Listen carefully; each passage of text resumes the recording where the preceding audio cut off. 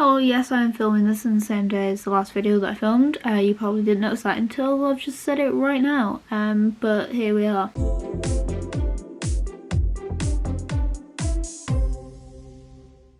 So, again, similar to the last video, a few weeks ago I asked for some video topic ideas on my Instagram, and this was one of them. So we're going to talk about Spoonie crafting tips, essentially. The comment was basically about how to do crafting things with hands that don't work and things like that.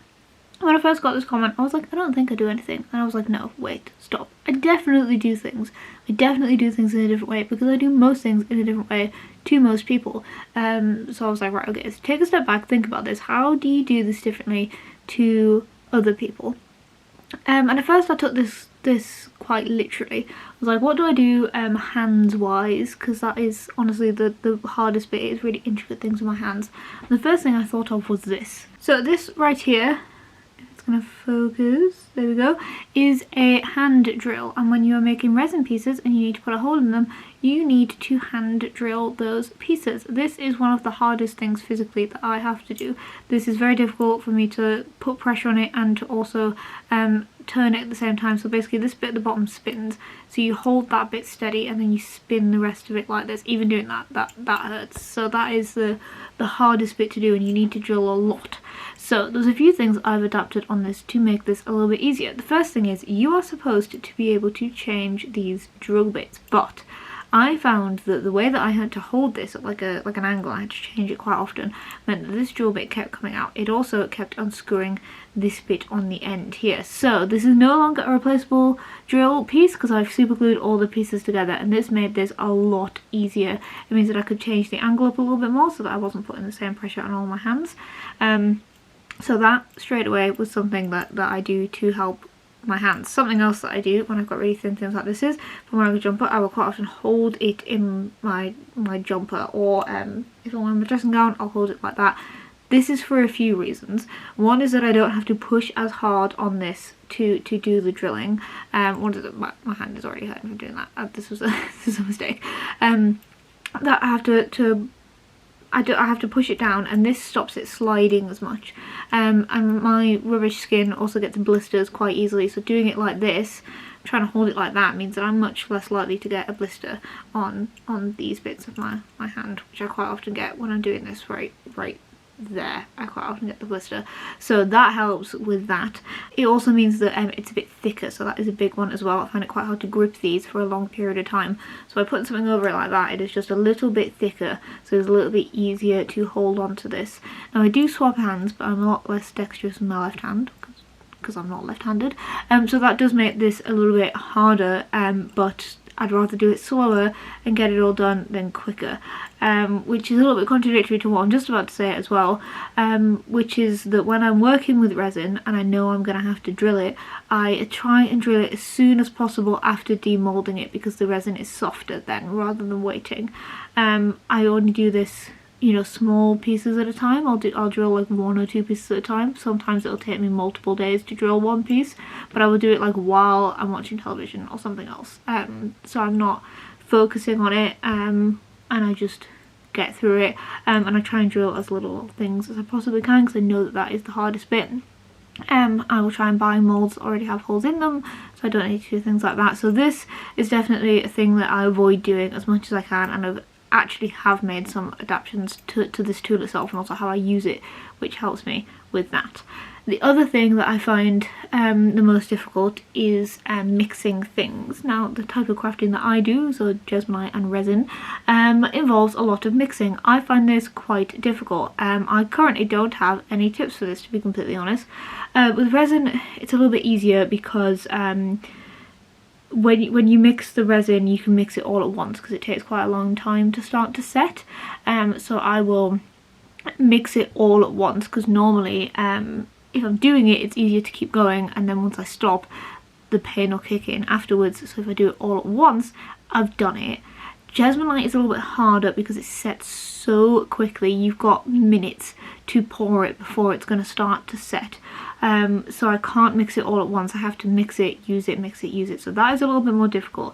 But because it's a little bit different to resin in that case, it means that I can mix it, pour it, and then go, right, can I mix another thing? If I can, I will mix it and pour it.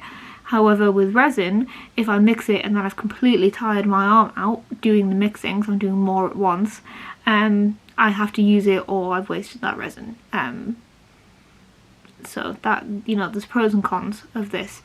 I know that there is ways around this. You can get, so for resin you cannot use a mixing tool because you have to mix it really slowly or you'll introduce loads of bubbles, but I am looking into getting something like a whisk to whisk Jesmonite, which is something that you can do, but I will say personally that that is the hardest part. I also try not to work with, when I'm pouring, too heavy things.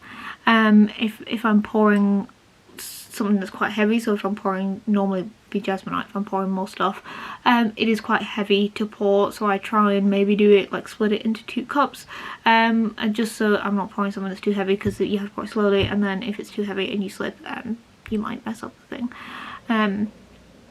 The other thing that I do, which, you know, is one of my main things I do, is beading, especially hammer beading. Now this one is I think probably the hardest physically to do. It involves being bent over something quite small for a long period of time.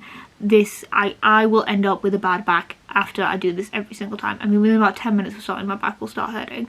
I will say that the biggest way that I deal with this is the fact that I like doing it.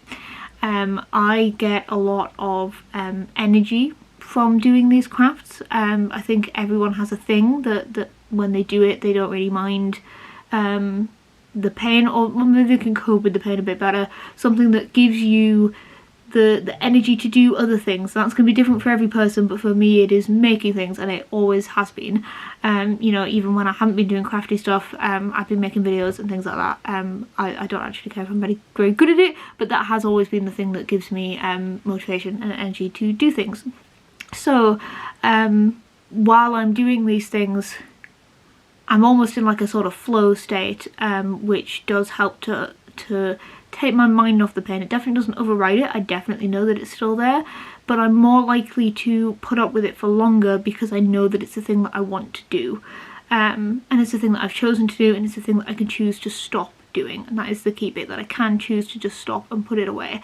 I will have unfinished things, that is okay, I can finish them later, or I can not finish them, you know, it's not that important. If I need to stop doing it, I will just be like, okay, well, we're just going to waste those beads, or we're going to waste that resin. I'd rather do that than make myself ill. And that does happen, and it's also why I don't take commissions. I have taken commissions in the past, but it means that I don't like feeling like I have to make the thing, because then I end up forcing myself to do it when I'm not physically in the space to do it. So I don't particularly like taking commissions unless it's someone that, you know, I'm really close to, and they understand that they might have to wait, just because I don't want to feel like I'm pressured into doing any of this, and that is another key point here, that is pacing. So when it comes to doing things like the beading, for example, which I know is going to be a painful thing to do, especially on my back. It does hurt my hands as well, but my back is the biggest issue.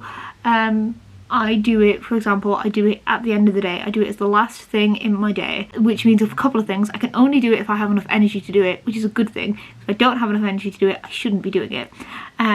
So that automatically means that I'm only doing it on better days. It also means that if it causes me a lot of pain, I'm not thinking, right, I've got to do this afterwards and I'm going to be in a lot of pain. I can do it, take my nightly meds, and then go to sleep. This can sometimes disrupt sleep because I've got a bad back, but I think it makes me feel better about it because I'm not worried about being in pain for the rest of the day. And also it means that if it does continue afterwards, which it will do, it's less likely to interfere with other things that I'm doing, because that is like not the goal of any of this. This is a hobby, it shouldn't be interfering with other things.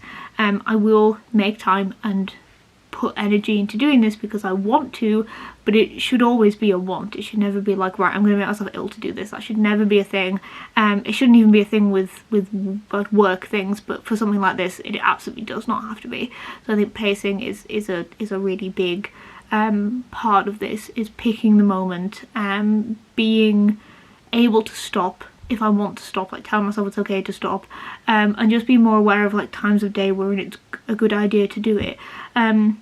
So for me with resin, I prefer doing it during the day because I have to do it outside, so it's going to be less cold. So I try and pick days that are going to be warmer.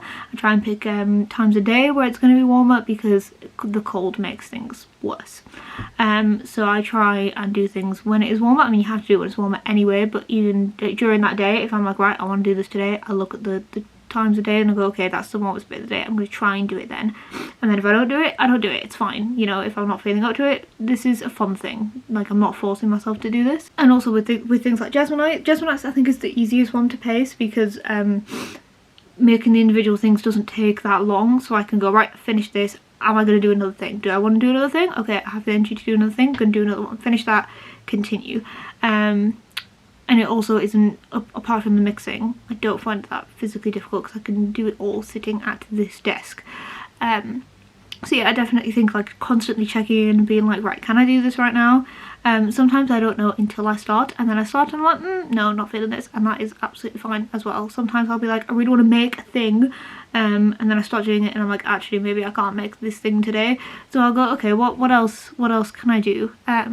You know, can I do some product photography, which I can do sitting at my desk, which, you know, maybe I can't do that. Do I want to do some, just go on Facebook and promote some of my stuff? You know, do I want to do some research? Something like that that will make me feel like I've done something creative, something that has accomplished a task that is in the same vein of this but isn't actually the making of the thing, because I don't want to make that thing and then that stop me doing other things afterwards, which I think is a key message. And I think research as well, I really am rambling here, you can tell I didn't really have notes for this video, but it's fine. Research as well is something that I do a lot of. I make sure that I know a lot of other people who make things, especially to sell, will do a lot of trial phases. They will trial things a lot before they end up with products that they want to sell, and I'm going to try and minimise that as much as I possibly can.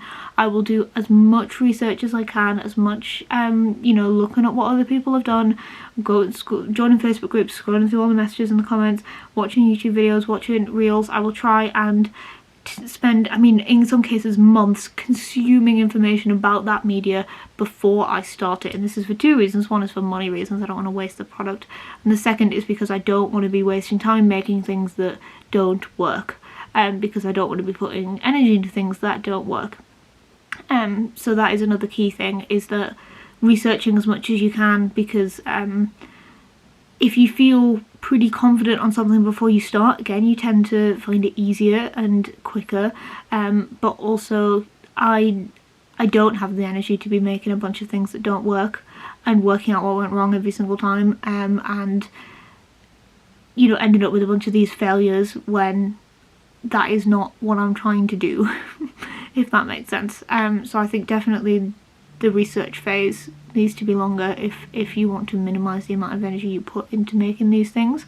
I think as well experimenting with the type of things that you want to do. Like, I have found that I prefer crafts where I do the thing and then the thing is finished and then that's it, and that the thing itself doesn't take too much time to do.